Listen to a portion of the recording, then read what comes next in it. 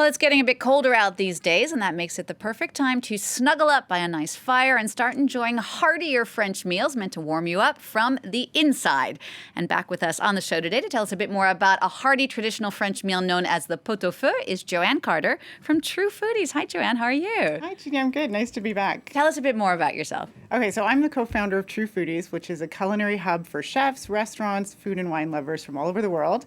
And as part of the platform, we have lots of recipes and we have video cooking courses in French pastry and French cuisine. So we're going to see how to make a pot-au-feu in just a moment. But first, tell us what exactly is a pot-au-feu for those who can pronounce it. Yeah, so a pot-au-feu is a very traditional French meat stew.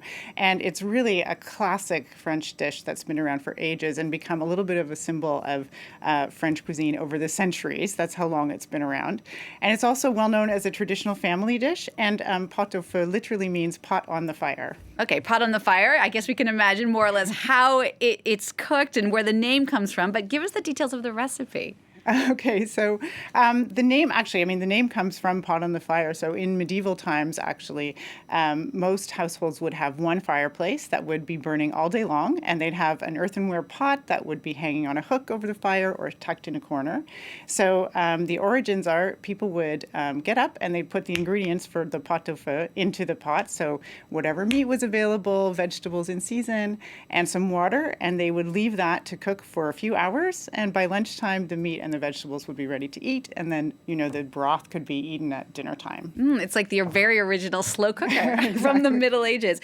So the recipe, how do you make it? Okay, so you start the recipe by taking some onion and garlic and putting them in a saucepan. There we go, and toasting them on high heat until they are blackened. Then you remove them to the side, and then you start putting in some of your meat, not all of your meat.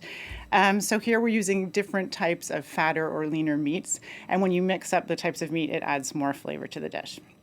Then you add in your vegetables, so you put back your onion and garlic, you add in carrot, turnip, leek, celery, parsley, next.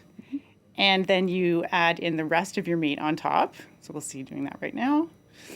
And actually, you can add in different kinds of vegetables if you like. I mean, it's not written in stone, so whatever's in season, whatever you like mushrooms or parsnips is fine too.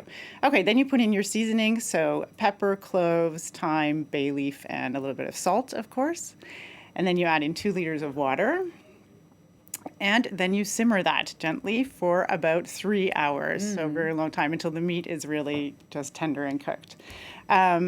And that's your pot-au-feu. It's ready to eat, and it's usually served with Dijon mustard, horseradish, and sometimes pickles. And of course, you get that incredible sauce after those 3 hours of mijoting, as they call it. So it's always lovely to eat with some great French bread. Now, for those of us who want to cheat a little bit, sometimes when you go to the supermarket, you see pot-au-feu stock cubes. Is that a shortcut? It's not a shortcut to the actual pot-au-feu, but it is a shortcut to the lovely stock and bouillon that you get at the end. So if you want to make the stock or bouillon, when you take out your meat and vegetables, you just skim off whatever fat is remaining in the liquid, and then that creates this beautiful stock. And that can be eaten right away as a kind of soup, or you can cook that even longer to create like more depth of flavor. And that's an ingredient in a lot of other meals. But it does take 3 hours to cook. So lucky for us, we have a shortcut with For those of us cube. who don't have a lot of time. So we saw earlier the different cuts of meat. You were talking about these 5 different cuts. What is the traditional meat that's used in a pot-au-feu? Yeah, so there actually isn't a real tradition around it. So originally, as it was a peasant dish, people would just use whatever was affordable at the time. So very cheap cuts of meat, sometimes bacon or pork, or very tough cuts that needed to be cooked for a long time. But later on, pot-au-feu kind of had an elevated status, and that's when more fine cuts of beef were started to be used. So it sort of became an aristocratic stew, if you like. Kind of, yeah. So in the end of the 16th century, during the religious wars in France, times were very tough, and any kind of meat-based stew was really out of the reach of most of the population, and that's when it started to be eaten by the aristocrats. So even King Henry III in 1582 is supposed to have said to his cook, "Give me a good ladleful of pot-au-feu." And then later on in the end of the 18th century, people were becoming more prosperous, and it again became something that everybody was eating, and that's when it became sort of a national dish for France. And then by the 20th century, it became sort of a weekly family meal. And even more recently, the well-known chef Raymond Blanc said about pot-au-feu, It's the quintessence of French family cuisine, the most celebrated dish in France. It honors the tables of the rich and poor alike. Sounds delicious. I think I might have to crack out my crock pot and get on it this weekend. Thank you so much, Joanne Carter, for that look at a pot-au-feu. If you want to get the full recipe for that stew, you can always check it out on the website, truefoodies.com.